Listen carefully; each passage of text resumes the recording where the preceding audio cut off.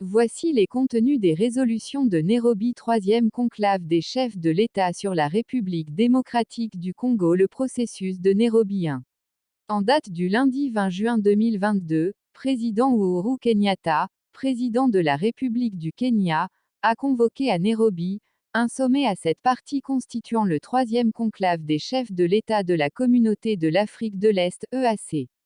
Sur la situation de paix et de sécurité qui prévaut à l'est de la République démocratique du Congo (RDC), le sommet a connu la participation de Yoweri Museveni, président de la République d'Ouganda, Paul Kagame, président de la République du Rwanda, Salva Kiir Mayardit, président de la République du Sud-Soudan, Félix-Antoine Tshisekedi Tshilombo, président de la République démocratique du Congo, et Évariste N, président de la République du Burundi. La présidente de la République unie de Tanzanie était représentée par Dr John Stephen S., ambassadeur de Tanzanie au Kenya. Les chefs d'État ont délibéré sur la situation sécuritaire prévalant à l'est de la RDC et sur les mesures visant à promouvoir la paix, la stabilité et le développement dans l'est de la RDC et dans la région plus élargie de l'Afrique de l'Est. 2. S'engageant à contribuer à la réconciliation et à une paix durable et déterminé à trouver une solution rapide et durable au conflit en RDC, en particulier dans les provinces du Nord et du Sud Kivu ainsi que de l'Ituri. Ils ont reconnu la suprématie de la Constitution de la RDC et se sont engagés à maintenir un pays unifié et sécurisé, avec des institutions cohérentes et crédibles du gouvernement central exerçant une autorité totale sur son territoire et reconnaissant que les voies pacifiques constituent la meilleure façon de résoudre les conflits. 3. Le conclave a commencé par un exposé détaillé sur le volet militaire. Cet exposé a été présenté par le chef d'état-major du Kenya, le général Robert Kibochi, en sa qualité de président du comité des chefs d'état-major de la Communauté d'Afrique de l'Est. Cet exposé faisait suite à une réunion des chefs d'état-major qui s'est tenue le dimanche 19 juin 2022 à Nairobi. Étaient présents à cette réunion les chefs d'état-major des sept pays partenaires de l'EAC. Le briefing a défini le problème, mis en évidence l'analyse de la menace, le concept d'opération, CONOP, l'accord sur le statut des forces SOFA, les règles d'engagement, RO, et d'autres règlements juridiques et techniques pour faciliter l'opérationnalisation de la force régionale et de ses différentes bras opérationnels. Les chefs d'État ont accepté et adopté la CONOP, le SOFA et les ROE tels que présentés par les chefs d'état-major pour une mise en œuvre immédiate. Ce faisant, les chefs d'État ont donné des instructions pour que la force régionale, en coopération avec les forces militaires et administratives de la RDC, cherche à stabiliser et à garantir la paix en RDC. La force régionale devrait également coopérer dans la mise en œuvre du processus de désarmement et de démobilisation. 4. La force régionale qui sera constituée en tant que force de la Communauté d'Afrique de l'Est en vertu du protocole de l'EAC. Sur la paix et la sécurité et de l'article 124 du traité de l'EAC sur la paix et la sécurité régionale et de l'article 125 sur la coopération en matière de défense. La force régionale a reçu son mandat opérationnel et a détaillé sa structure opérationnelle devant les chefs de l'État. Le secrétaire exécutif de l'EAC était présent à la réunion.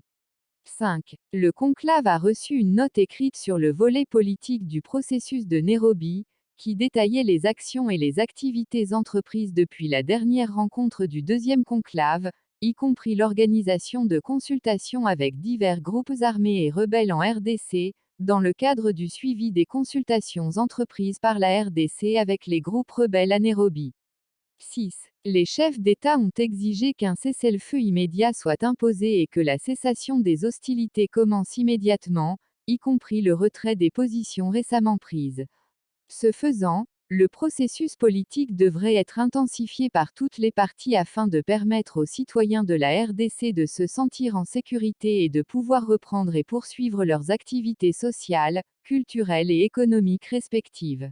7. Le conclave a reconnu et réitère que la confiance, la cessation des hostilités, le cessez-le-feu inconditionnel, la participation au processus politique du pays, La priorisation et la participation au développement de la RDC, la citoyenneté, la présence d'éléments étrangers négatifs, le sort des combattants lors de la réintégration et le statut des réfugiés et des personnes déplacées internes en RDC sont parmi les questions essentielles qui nécessitent une résolution concertée, urgente et durable. 8. Les chefs d'État ont également souligné que tout langage offensant, tout discours de haine, toute menace de génocide et tout autre langage politiquement incitatif doivent cesser et être découragés par toutes les parties et que le peuple congolais doit être encouragé à travailler ensemble afin de stabiliser l'Est de la RDC pour que cette partie du pays prospère. 9.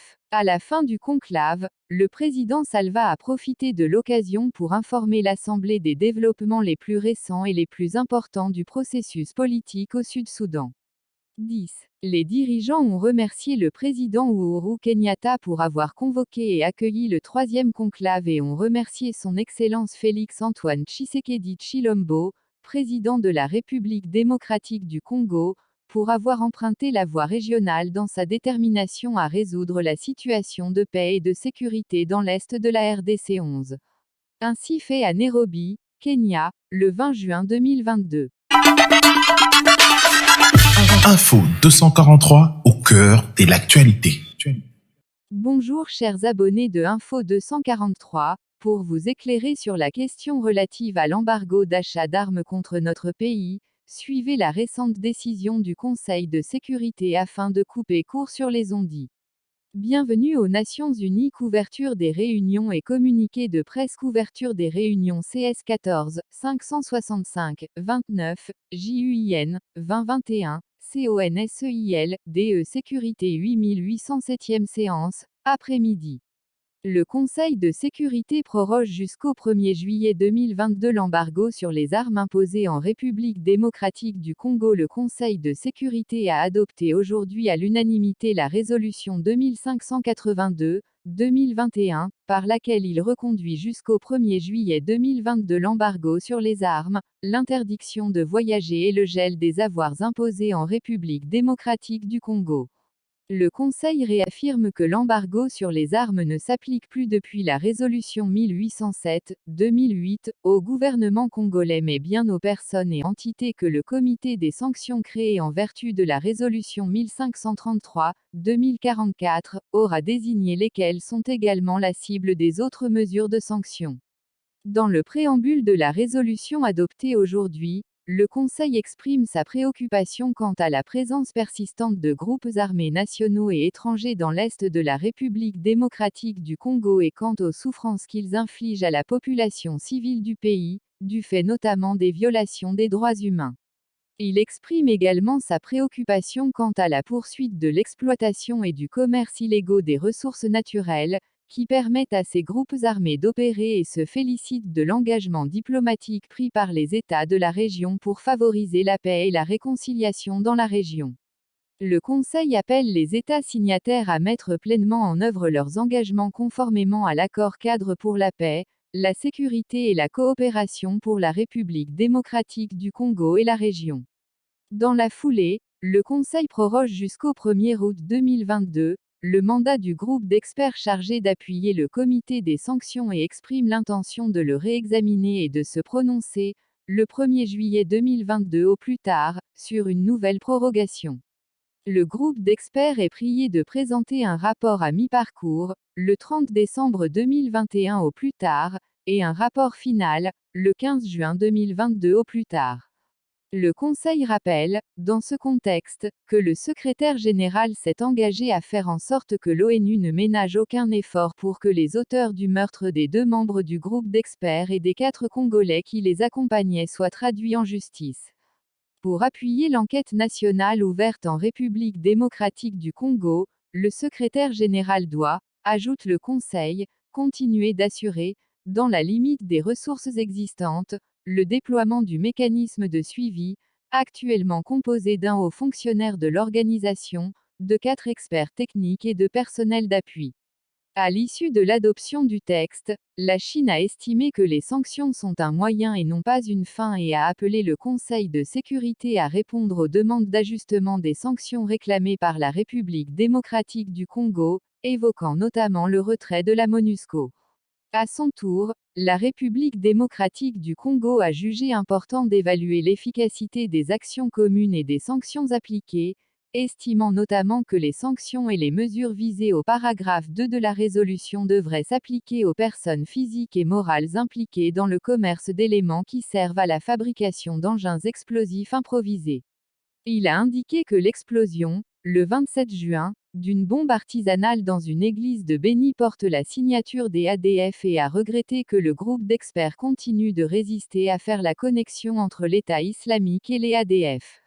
L'ONU doit prendre très au sérieux ce lien, a-t-il souligné. S'agissant du commerce et de l'exploitation illégale des ressources naturelles qui profitent aux groupes armés implantés dans l'Est, la délégation a indiqué qu'elle aurait souhaité que la résolution renforce les mesures coercitives contre les mafieux. C'est à la victime, en l'occurrence la République démocratique du Congo, que toutes les recommandations sont adressées, et rien pour les commanditaires, a-t-elle déploré, jugeant que les groupes armés doivent être l'objet de sanctions. La délégation a également fait état des efforts déployés par le gouvernement en matière de gestion des stocks d'armes pour éviter les forces armées de la République démocratique du Congo risque de détournement et assurer la traçabilité. Évoquant en outre les discussions en cours sur la stratégie de sortie de la MONUSCO et le transfert des compétences au service de sécurité de la rez-de-chaussée, elle a souhaité que le comité prenne des mesures pour lever l'imposition de la notification préalable. L'ONU précise, l'embargo sur les armes en rez-de-chaussée ne concerne que les groupes armés, pas les forces. La MONUSCO a réagi ce mercredi à la suite de certains articles de presse concernant l'embargo sur les armes qui s'applique en République démocratique du Congo. La mission onusienne précise que l'idée selon laquelle l'embargo du Conseil de sécurité des Nations Unies empêche les autorités de la République démocratique du Congo de se doter en matériel pour appuyer l'effort de guerre dans les provinces de l'Est du pays est erronée. Les autorités de la République démocratique du Congo peuvent s'approvisionner librement en matériel de guerre. Merci pour votre fidélité sur Info 243. Le vôtre Raphaël vous remercie et retenez que cette page d'embargo appartient dorénavant au calendrier grec. Info 243 au cœur de l'actualité. Affirme que l'embargo sur les armes ne s'applique plus depuis la résolution 1807-2008 au gouvernement congolais mais bien aux personnes et la MONUSCO a réagi ce mercredi à la suite de certains articles de presse concernant l'embargo sur les armes qui s'applique en République démocratique du Congo. La mission onusienne précise que l'idée selon laquelle l'embargo du Conseil de sécurité des Nations Unies empêche les autorités de la République démocratique du Congo de se doter en matériel pour appuyer l'effort de guerre dans les provinces de l'Est du pays est erronée.